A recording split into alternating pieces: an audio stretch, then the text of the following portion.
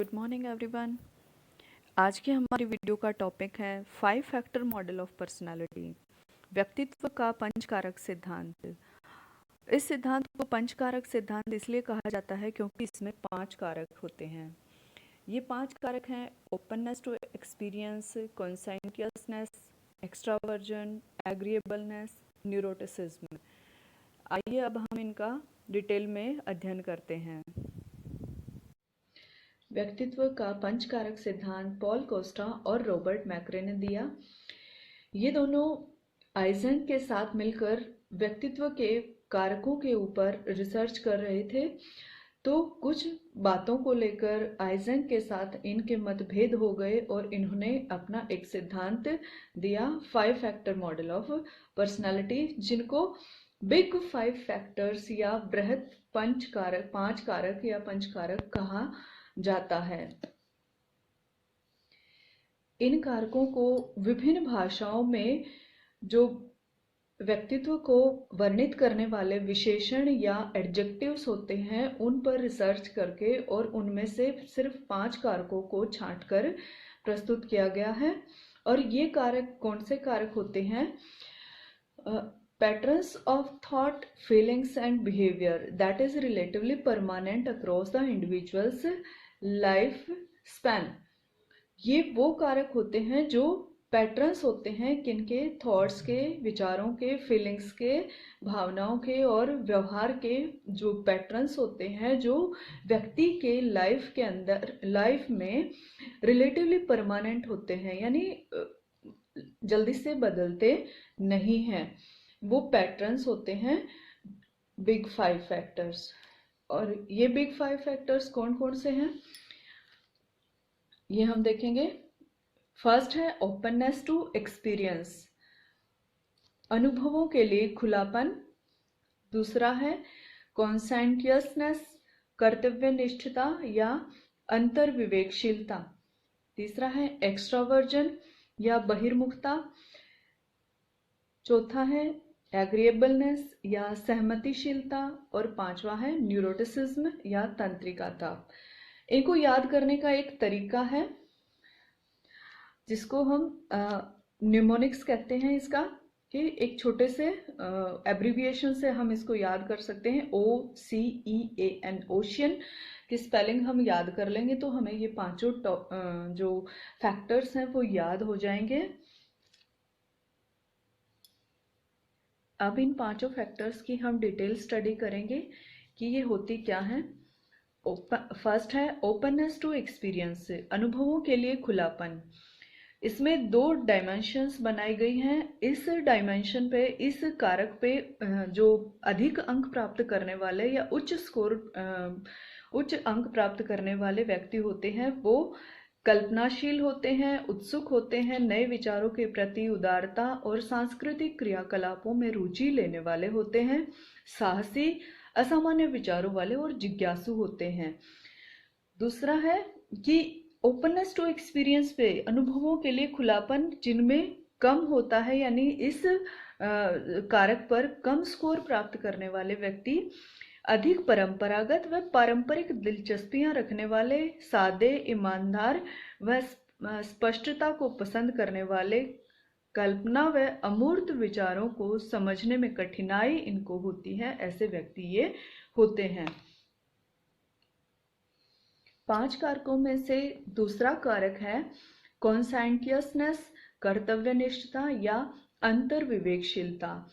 इस कारक पर अधिक स्कोर प्राप्त करने वाले व्यक्ति उपलब्धि उन्मुखता इनमें होती है, उत्तरदायित्व की भावना होती है, दूरदर्शिता, कर्मठता, संगठित अनुशासन और योजनाबद्ध तरीके से काम करने की इनमें क्षमता होती है और इनमें रुचि भी होती है। नीड फॉर अचीवमेंट, NACH इनमें ज्यादा पाया जाता है, यानी ये लोग जो है वो उपलब्धि ज्यादा प्राप्त करना चाहते हैं, इसलिए बहुत ज्यादा मेहनत करते हैं और योजनाबद्ध तरीके से कार्य करते हैं और इनमें आत्मनियंत्रण भी पाया जाता है, सेल्फ कंट्रोल इनका गजब का होता है। और इसी कारक पर कम स्कोर प्राप्त करने वाले व्यक्ति आवेगी होते हैं। इनमें आत्मनियंत्रण की कमी होती है। अनुशासन व कर्तव्यनिष्ठता की इनके अंदर कमी पाई जाती है। व्यक्तित्व के 5 कारकों में से तीसरा कारक है एक्स्ट्रावर्जन या बहिर्मुखता। जैसा इसके नाम से ही पता चल रहा है, बहिर्मुखता यानी कि बाहर के बातों में ज्यादा व्यक्ति का ध्यान रहता है। सकारात्मक भावनाएं होती हैं, मिलनसार होना, बातूनीपन, बहिर्गमन, सामाजिक सक्रियता और आमोद प्रमोद पसंद करने वाले व्यक्ति होते हैं जो इस कारक के ऊपर अधिक अंक प्राप्त करते हैं। इसके विपरीत इस कारक में कम स्कोर प्राप्त करने वाले व्यक्ति शर्मीले, संकोची और सामाजिक दुनिया में कम शामिल होने वाले होते हैं। शर्मीले और संकोची और सामाजिक दुनिया में कम शामिल होने का मतलब यह बिल्कुल भी नहीं है कि उनमें एंग्जाइटी या डिप्रेशन पाया जाता है। बस वे पसंद ही कम लोगों से मिलना करते हैं। कम सामाजिक क्रियाओं में भाग लेना ही उनकी खुशी होती है। कम से कम बाहर निकलना या बाहर के लोगों से वार्तालाप करना उनको पसंद होता है। चौथा कारक है एग्रीएबलनेस, सहमतिशीलता। सहमतिशीलता में उच्च अंक प्राप्त करने वाले व्यक्ति सहायता करने वाले होते हैं, सहयोग करने वाले होते हैं, मित्रतापूर्ण व्यवहार करने वाले, देखभाल करने वाले और पोषण करने वाले व्यवहार जो है रखने वाले व्यक्ति होते हैं। इसके विपरीत इस कारक पर कम स्कोर प्राप्त करने वाले व्यक्ति आत्म केंद्रित होते हैं, दूसरों की भलाई के प्रति उदासीन होते हैं, दूसरों के प्रयोजन के बारे में उनका संदेह उन्हें शंकालु, रूखा और असहयोगी बना देता है। यानी दूसरों के ऊपर शक करते हैं कि कोई हमारी मदद भी कर देता है तो उसको हम सोचेंगे कि इसका ये चाहता क्या है या इसके पीछे इसका टारगेट, इसका मकसद क्या था मेरी मदद करने का या ऐसा व्यवहार करने का। तो ऐसा व्यवहार उन्हें शंकालु, रूखा और असहयोगी बना देता है। व्यक्तित्व के 5 कारकों में से लास्ट वन है न्यूरोटिसिज्म या तंत्रिका ताप। इस कारक पर अधिक स्कोर प्राप्त करने वाले व्यक्ति सांवेगिक रूप से अस्थिर होते हैं, दुश्चिंतित, परेशान, भयभीत, दुखी, चिड़चिड़े, तनावग्रस्त व्यक्ति होते हैं। यानी ये ऐसे लोग होते हैं कि जो सारी दुनिया का बोझ उठाए फिरते हैं, सारी दुनिया भर की परेशानियां इन्हीं को होती हैं। और इसके विपरीत इस पर कम स्कोर प्राप्त करने वाले व्यक्ति आसानी से परेशान नहीं होने वाले होते हैं, भावनात्मक रूप से स्थिर व शांत और सुसमायोजित यानी वेल एडजस्टेड होते हैं। इन 5 कारकों के आधार पर पॉल कोस्टा और रॉबर्ट मैक्रे ने पर्सनालिटी इन्वेंटरीज का भी निर्माण किया।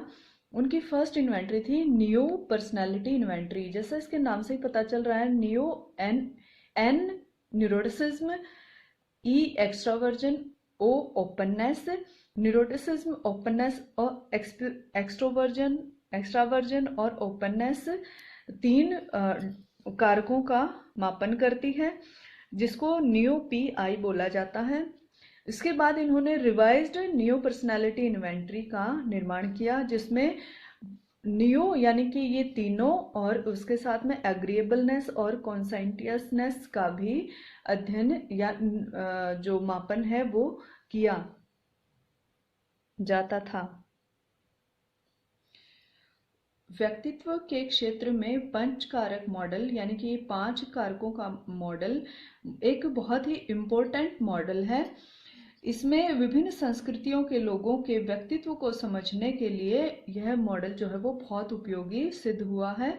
और विभिन्न संस्कृतियों और भाषाओं में जो व्यक्ति के व्यक्तित्व के विशेषण हैं या विशेषक हैं के विश्लेषण के लिए यह जो मॉडल है वो तर्क संगत है। इसलिए इस मॉडल को सबसे अधिक महत्वपूर्ण आधुनिक उपागम माना जाता है। धन्यवाद।